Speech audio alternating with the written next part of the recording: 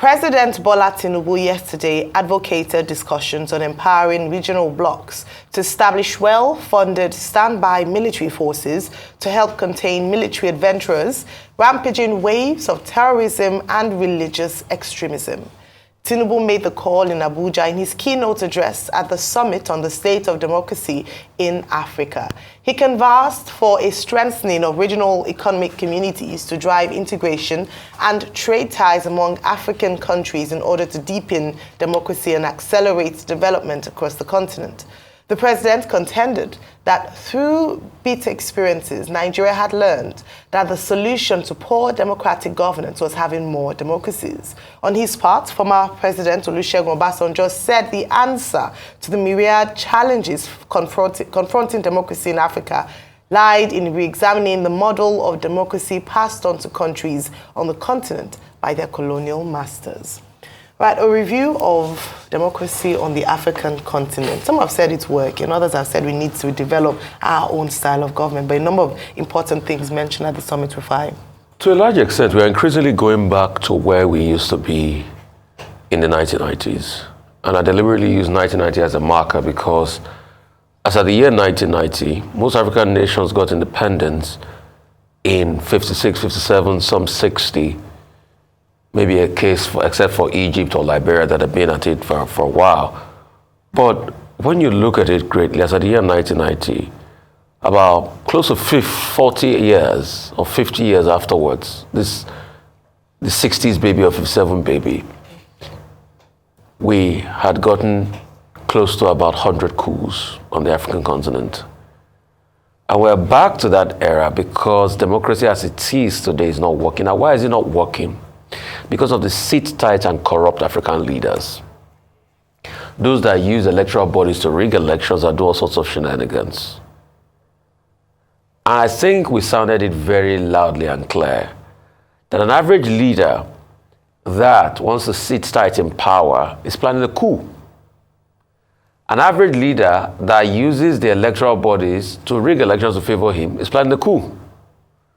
Any country where you don't have the will of the people is planning a coup. And pervasively across all of these countries, save for countries like Niger, which was just the hardliners and the military coup plotters taking over. Other countries like Guinea had political lumpas. We had leaders that wanted to sit tight and I believed it was all about them. We know the Rigman role we had to go through in Gambia before Adama Barrow got in. Yahya Jammeh did not want to go. In fact, at some point, it had to take the intervention of troops like Nigeria to come in there. Hence the need for a standby force. We all know what we also went through in Mali. Hence the need for a standby force. And President Tinubu is 100% correct. But the question is, a standby force comes with funding. Today we are shelling about $1 billion or $2 billion US on budgeting. A standby force, you have to shell more on the continent. The last time we had any sort of a standby force was the days of ECOMOG. And we all remember how people in the press and everybody were berating Abacha then that we are shelling out so much money to be able to keep peace. But ECOWAS did the work it ought to do and gave us the dignity in some of the areas in which ECOWAS was fighting. So it's very apt. But how are we going to fund it? That should be the next line of question. Because you need to buy a lot of armory, you need to put in a lot of funding. And I'll give you some funding numbers. Operation Barkhane, that the French did alone, since about 2014, when they had to fight out the jihadis out of Mali with their top Rafale jet fighters, they were shelling about 2 to 3 billion euros every year. And that was just some areas. So if you want a standby force, definitely you will shell out in that range or even more. How are we going to fund it? Because most of the funding will rest on Nigeria. When you talk ECOWAS, you talk about 60%. Also, politicians using tribe to divide us is another thing we must look at. And religion. Look at the case of Central African Republic, the anti-Balakas and Selekas, spread across religious lines. Then we now come back to development. We also need partnerships for development, stronger institutions. Because we need to bolster our institutions And not everybody will have the strength of the institution like happened in Senegal. And Senegal is very instructive.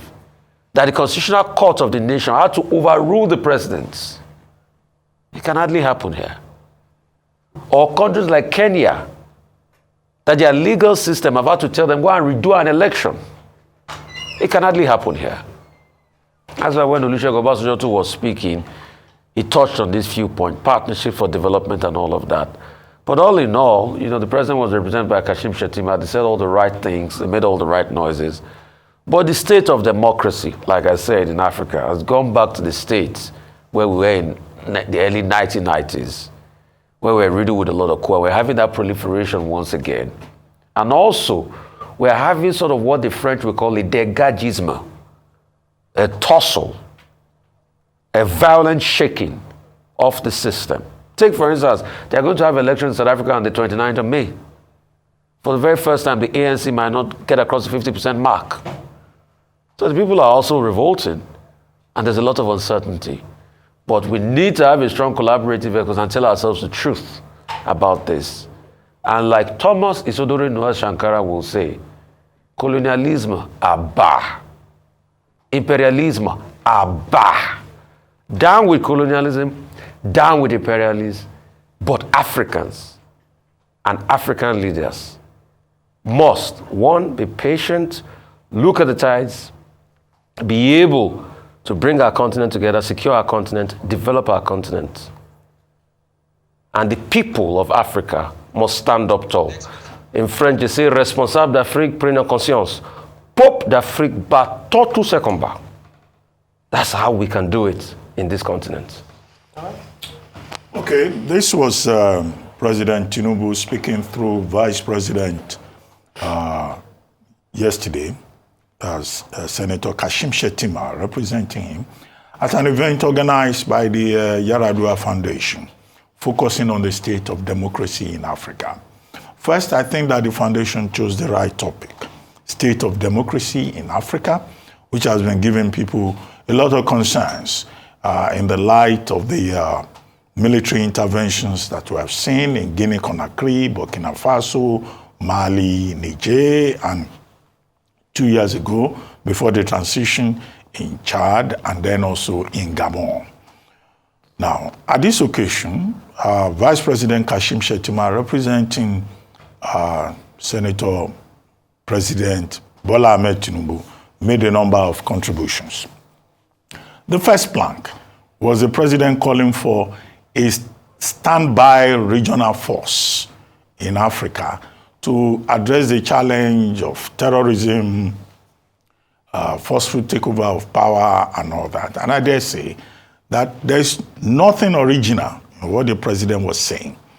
What I take away from it was that the emphasis on his intervention was on well-funded regional standby force. Well-funded. The emphasis should be on well-funded. And I explained this in this regard. To say that an African standby force is part of the constitutive act of the African Union, African Union protocols. In 2003, there was the Maputo Declaration. The Maputo Declaration set up an African peace and security architecture. And at that point, the African Union began to lay emphasis on the importance of peace and security. And we have had, Nigerians even leading that department. I recall Ambassador Akinsanya, who regularly comes, as a resource person on Arise News, was at the time head of, that African Peace and Security Department at the AU headquarters in Ethiopia. And the protocol was about early warning signs, was about peace process, was about intervention. And the African, standby force was set up to cover Central Africa, South Africa, North Africa, West Africa, and I think South Africa. Yes, I've mentioned all the various regions. But the question to ask is, how effective has it been? Talking about standby force, at the regional level, ECOWAS in 1990 created the ECOMOG, right, which intervened in Liberia, which intervened in Sierra Leone. Students of international relations will recall that part of the challenge that that particular body had in terms of trying to fight, violence, violations of peace, and other issues in Africa, in West Africa, partly had to do with funding. Number 3, President Tinubu is talking about regional standby force. Okay, even with regard to terrorism and insurgency, we have the multinational joint task force. That multinational joint task force is still in operation. It has Nigeria, Benin, Cameroon, Chad, Niger as members. And this came up in the face of Boko Haram, and it was to address Boko Haram. But just by way of summary, what is common to all of this, of course, is the challenge of funding and proper coordination among the various countries. That, I think, is where the challenge lies. In addition to the fact that a body like ECOWAS, that is now hitting 50 years, has its own special challenges in terms of composition and structure and how it respects and operationalizes its own protocols. The second point made by President Tinubu through Vice President Kashim Shettima is that economic groupings in Africa have to do a lot more to increase trade, integration, the movement of people, goods, and services. All of these objectives are the heart of the African Continental Free Trade Agreement, AFCFTA. Now, unfortunately, even that idea of African integration is not getting off the ground. It covers almost the entire spectrum, people, goods, services, and you can break that down to either aviation or infrastructure or everything. Why is it not working? We have the East African Community, we have SADC, we have ECOWAS, we have, other groupings here. So President Tinubu is pushing that for us to achieve the objective of African integration, all of these regional bodies must do more together. Intra-African trade is less than, is it 0.3%? In the global space, African trade with the rest of the world is less than 6%. And yet we say Africa is the last frontier.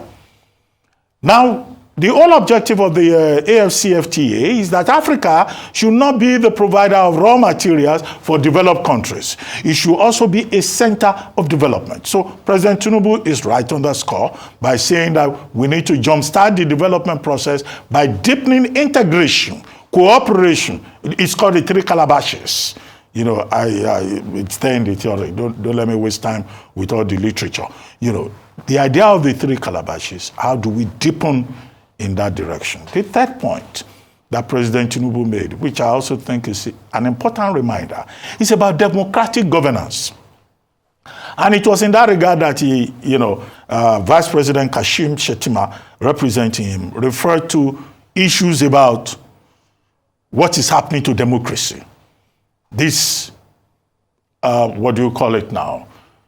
At a time in the 90s, we had demilitarization within the African continent. But now, at a point when we should be talking about consolidation of democracy, we are having a reversal. As we have seen in the countries that I mentioned earlier, Niger, Chad, 2 years ago, Burkina Faso, Mali, Republic of Gabon, the scare, the latest one being the scare in Democratic Republic of Congo, which was forestalled. Now, Tinubu is saying that we need to strengthen mechanisms for democracy in Africa because constitutional governance is what will take us forward. I can't argue with that. He then mentioned the African peer review mechanism system, which is also a mechanism of the African Union, which was set up to address that, early warning signals, monitoring mechanism, influencing processes across Africa. The APRM has not worked. Again, because of lack of political will on the part of African leaders. Again, because of, differences in terms of funding. Some countries will meet their own funding quota. Some will not meet their own funding quota. To summarize, add to this, the intervention by President Obasanjo also at that same summit on the state of democracy. President Obasanjo was making the point that, look, we have reached a point in Africa where democracy has to be contextual.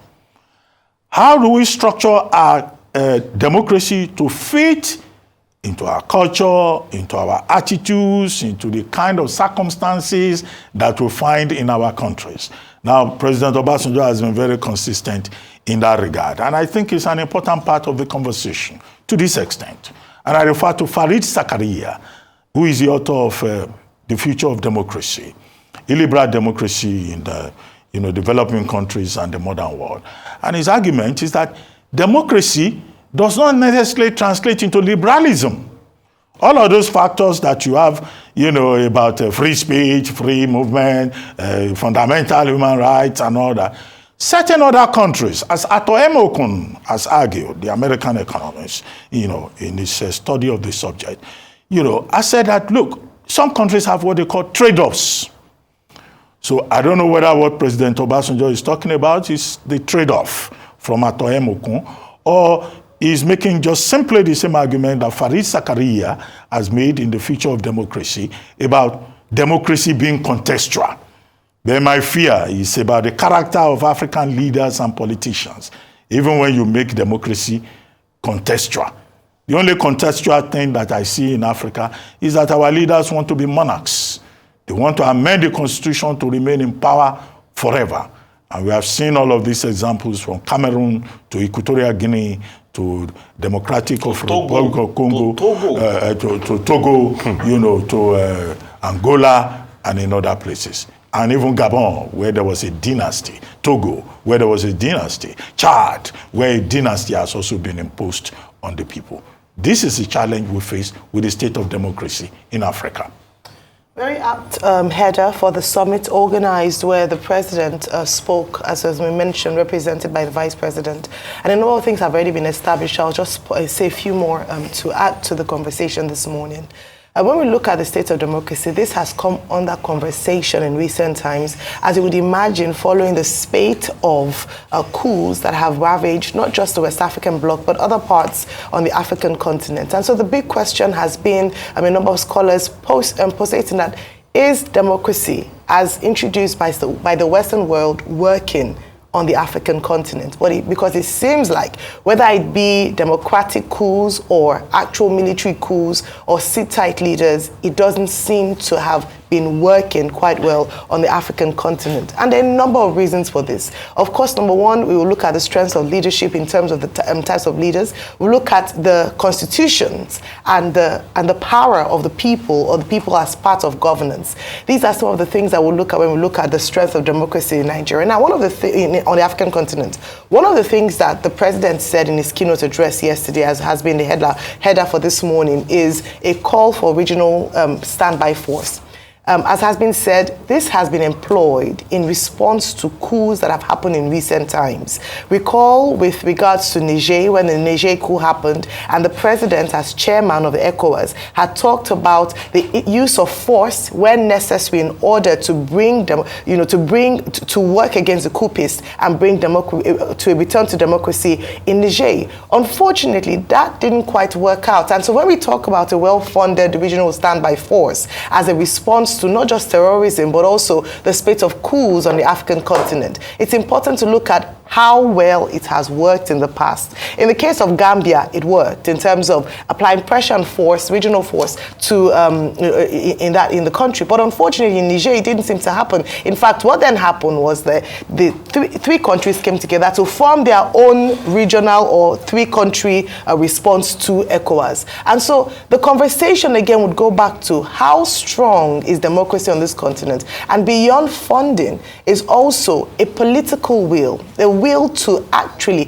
have it work. Because in countries where democracy hasn't worked, it has mostly favored sit-tight leaders and bad governments. On the flip side, if you look at countries where democracy has been sustained, Botswana has a case study, which has had, in terms of one of the most successful democracies on the African continent, how well has it augured for the Botswana, for the people of Botswana? If you look at that vis-a-vis the size of the economy, productivity, and that of other African countries that haven't quite enjoyed longevity in terms of democratic governance, it hasn't spoken quite strongly for it. So maybe the conversation at summits, especially where these sit-tight leaders, contribute to make, are part of the conversation, is what would actually work for Africa.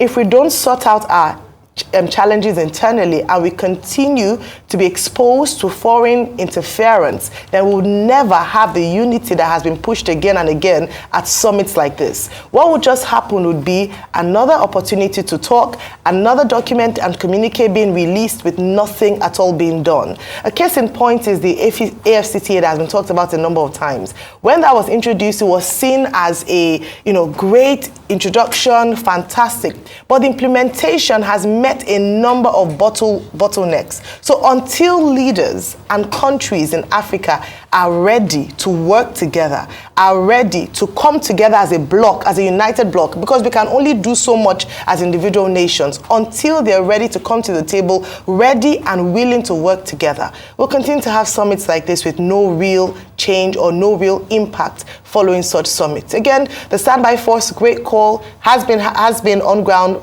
for a while, for a long time, not the first time it's happening. And in terms of funding, Nigeria has played a huge role in that, with other countries, when you look at the prosperity of other countries, being unable to make significant contributions to that. We still talk about the fact that if we do not come together as a bloc, as a continent, united, as we see in other parts of the world, we'll continue to have conversations like this with no real impact. Move on to our next story as we move on to the United Kingdom.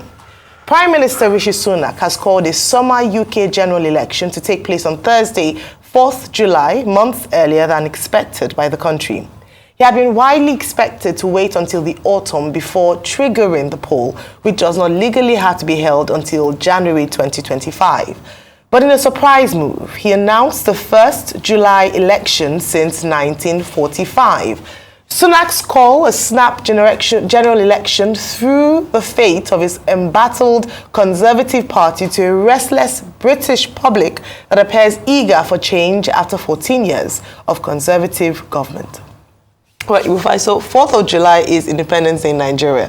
Shall this be in America? Sorry, shall this be independence from the Conservative Party for the British people? I like that twist. Interesting. Your take on this story. There was a Nigerian leader that said, now statistics we go shop, but Rishi Sunak has shown that statistics matter. You know what he did? Smartly.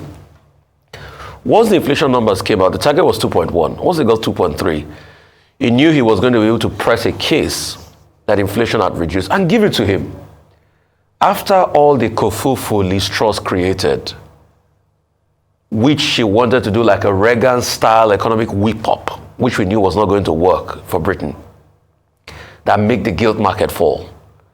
Rishi Sunak has been able to stabilize things. It might not be popular, a lot of things might not have been done, but he's been able to stabilize things. Two things he achieved before he called for the elections: the Rwandan debacle, because he knew that that's what he wants to use to bring the Tory hardliners in, the folk for him. Then the inflation numbers, which would be a bait for the economy. So he feels he can go to the polls, but the polls are not favoring him as at this point in time. So yesterday he's called on King Charles to be able to dissolve Parliament, and they're going to have election on the 4th of July, American Independence Day.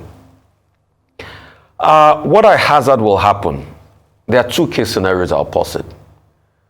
Number one, it could be a very scrappy outing, despite the polls, like it happened in 1992 with John Major's election. Just after Thatcher, John Major just had a scrap-through win. Or the second scenario might be what happened with New Labour in 1997, where Tony Blair and Gordon Brown had a shellacking of the Conservative Party. It's looking like that anyway, but only time will tell. But the polls are very terrible for the Conservatives. To a large extent, the election winner is no longer here. No matter how much you might criticize Boris Johnson for all the COVID, Wahala and all of that, he was a top election winner. He had gains. David Cameron too sustains that, with the party. Even if he came in after they had a hung parliament with Brown, and he had to form a government of national unity of some sort with the Lib Dems, in which his partner, Nick Clegg, was famously called the Chihuahua partner in the partnership. But they held sway for 14 years. This might be the end of the road for the Conservative, might not be the end of the road. The polls doesn't look good for them. They've lost a couple of elections in recent times. The red wall looks like it's going to hold up, but let's see how it pans out. So it's election time. As we speak today, most of those parliamentarians don't have a seat again. And the election clock has started. Happy elections in the UK. Okay, yesterday, Prime Minister Rishi Sunak stood in front of number 10 and gave this address calling a snap election, which caught even members of his cabinet,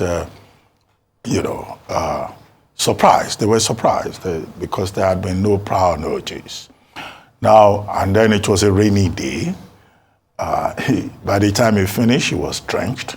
The symbolism of it will give the impression that no matter how wet it gets, he would, remain on the job. And then, of course, somewhere right there was the anti-Brexit campaigner, Steve Bray, playing the music. Things can only get better, which is the New Labour Party victory song of 1997. But however, one newspaper this morning says things can only get wetter. Will things get wetter for, Prime Minister Rishi Sunak? Will he be drowned out, as another, media outfit in Britain today is putting it? However, the issues are as follows. Number one, the first thing is that, this may well be the best opportunity for Labour to seize power. Keir Starmer may not be a very popular personality, but the Labour Party is leading 20% in the polls. And because of this, Professor Curtis, who is a pollster, says that this is a gamble for Rishi Sunak. Is it a good gamble, or will it be a bad gamble? Will it be an historic, event in which, Labour will have a great opportunity and then miss out? Because what Sunak has done is to catch Labour off guard. All the candidates are not available. Both parties have not even fine-tuned their manifestos. So why has he taken this gamble? He has taken this gamble because he says he has done well with the economy. And he wants the people of Britain to make a choice about their future, and that he is fighting for that future. In 2022, October, inflation figure in Britain was 11.1%, the highest in 40 years.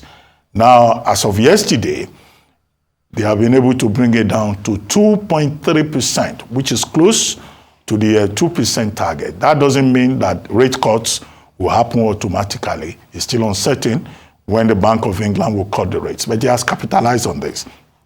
He has also capitalized on the Rwanda plan, and what his government has been able to do about immigration. And he's also playing safe because of what could possibly happen with taxes, whether they will be able to cut taxes or not. So he thinks that this is the most auspicious moment. Number two is the fact that it is tough for the Tories. They are trailing behind 20 points in the polls. The kind of polls they conduct in the UK, they are not the kind of polls that we conduct here, which are just, chop by chop kind of polls that fake posters and, partisan posters do here. There's a greater reliance on the credibility of polls in some other jurisdictions. The number 3 point is that the Tories are divided. They appear ungovernable. They've been quarreling among themselves over all kinds of issues. Would they be able to form a team and go into this election and win?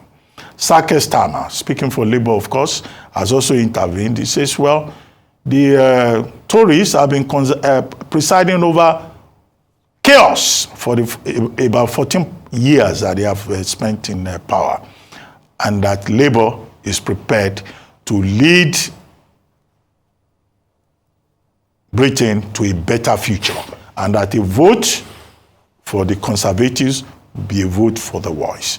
So the people of Great Britain have a choice to make. Unfortunately, some of them have been quibbling that the Prime Minister has called a snap election at a time, they should be busy with enjoying the sun, going on summer holidays and enjoying the Euro 2024. And now they have to worry about elections. Can we make any possible predictions? We're not having a dog in the fight. It may be difficult for us to speak so affirmatively. But I think if the polls are to be relied upon, these are, the Tories are taking a risk. And it's good that Rishi Sunak himself understands that there are risks involved, as he stated in a part of his statement. Is it drenched and out? We will see. Will things get wetter? We'll see. Will things get better in Great Britain?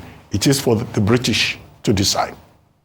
Well, I hope the weather yesterday, during his announcement, is not a sign of what's to come on election day, and that is that it'd be, it to be a wet and dull day for the Conservatives.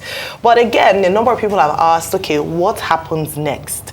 Next week, Thursday, officially, Parliament will be dissolved, and then the members of Parliament will become candidates, canvassing for the votes of the people that they represent in order to get the highest seats in Parliament and then emerge as the party, which will then have their leader become Prime Minister of the United Kingdom. So all the parties on ground have their work cut out for them. Yes, the focus is on the Conservatives and the Labour Party. However, in the event that there be a hung Parliament whereby the margins of votes are too close for one to have the majority, then the third force might very well be the decider as to who will emerge as the leading party. We're not looking forward to a hung party. It looks like it's going to be a hung Parliament. It looks like it's going to be quite clear in the race. But the question is, who will emerge? Now, Rishi Sunak has hit the ground running, began campaign. Yes, his first rally was held last night, a few hours after the announcement at the London Excel Centre, where he had with him his wife and some aides